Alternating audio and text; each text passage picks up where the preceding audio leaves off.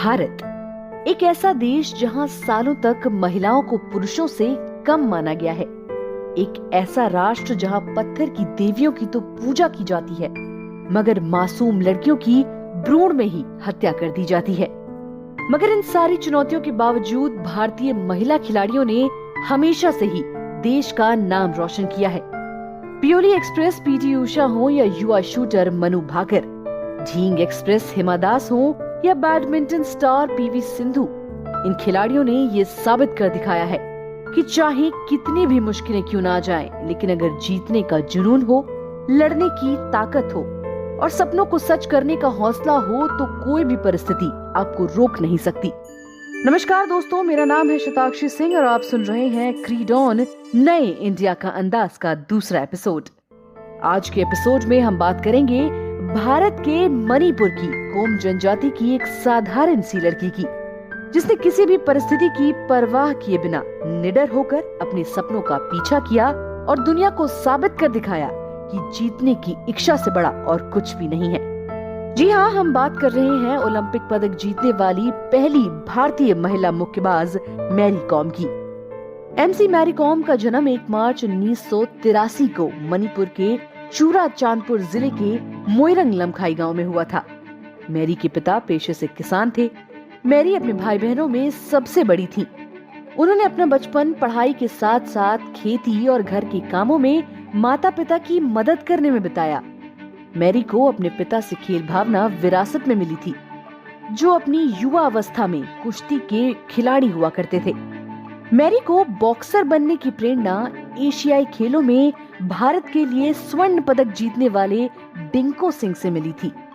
सफलता की राह मैरी कॉम के लिए आसान नहीं थी, क्योंकि उनके समुदाय के साथ साथ उनके माता पिता को भी मुक्केबाजी लड़कों का खेल लगता था।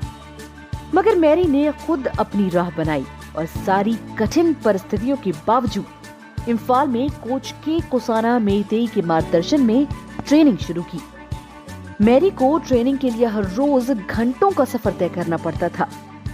महज 15 साल की उम्र में उन्होंने आगे की पढ़ाई के लिए अपने घर को छोड़ दिया और इम्फाल में अपना अभ्यास जारी रखा। साल 2000 में मैरी ने राज्य मुक्केबाजी चैंपियनशिप जीती और तब पहली बार उनके माता पिता को उनके इस हुनर का पता चला। शुरुआती दिनों में उन्हें परिवार के विरोध का सामना करना पड़ा, लेकिन मैरी के शानदार प्रदर्शन और प्रतिभा को देखकर परिवार ने भी उनका सपोर्ट करना शुरू कर दिया।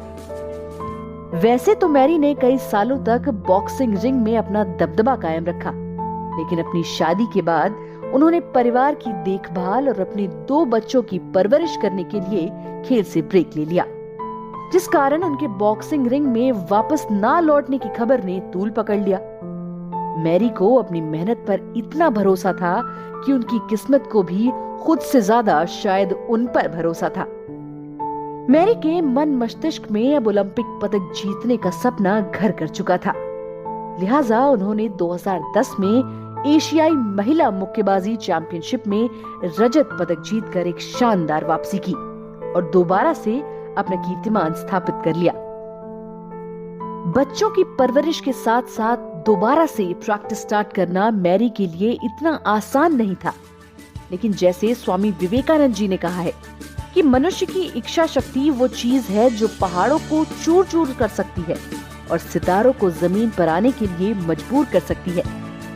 ठीक वैसे ही देश के लिए ओलंपिक पदक जीतने की प्रबल इच्छा शक्ति ने मैरी को फिर से बॉक्सिंग रिंग की ओर अग्रसर किया, लेकिन इस बार ये करना पहले से ज्यादा मुश्किल था। इसके बावजूद साल 2012 के AIBA women's world boxing championship में मैरी ने न केवल आलोचकों का मुंह तोड़ जवाब दिया, बल्कि अपनी कड़ी मेहनत और लगन से ओलंपिक भी क्वालिफाई कर लिया। 2012 ओलंपिक खेलों में मैरी कॉम ने शुरू से ही अपना दबदबा बनाए रखा। एक के बाद एक दुनिया भर के कई दिग्गजों को हराकर कांस्य पदक अपने नाम कर लिया। इस तरह मैरी कॉम ने भारत को महिला मुक्केबाजी में पहला ओलंपिक मेडल जितवाया और भारतीय खेल के इतिहास में अपना नाम दर्ज करवा लिया। मैरी का जीतने का दृढ़ संकल्प और कभी हार न मानने वाला रवैया उन्हें युवा पीढ़ी के लिए एक रोल मॉडल बनाता है। अब इस साल टोक्यो ओलंपिक 2021 में मैरी कॉम को सम्मान स्वरूप भारतीय टीम के नेतृत्व का अवसर मिला है, जिसमें वो भारत के फ्लैग बियरर के रूप में नजर आएंगी और करोड़ों भारतीयों की उम्मीदों पर खरा उतरने का पूरा प्रयास करेंगी। और ये कहना भी कोई आश्चर्य की बात नहीं होगी कि मैरी कॉम दुनिया के सबसे बड़े खेल आयोजन में स्वर्ण पदक जीतकर अपने सपने को पूरा कर भारत लौटेंगी। ऐसी ही ढेरों दिल छूने वाली कहानियों को सुनने के लिए जुड़े रहे हमारे साथ क्रीड ऑन नए इंडिया का अंदाज के अगले एपिसोड में। जल्द ही मुलाकात होगी अगले शुक्रवार, जहां हम बात करेंगे बेहद कम उम्र में कॉमनवेल्थ गेम्स से लेकर एशियन गेम्स में गोल्ड मेडल जीतकर इतिहास रचने वाले भारत के युवा जैवलिन थ्रोअर की। To know more interesting and motivational stories on Indian athletes, follow us at www.creedon.com. You can also subscribe us at Spotify, Apple Podcasts and Google Podcasts.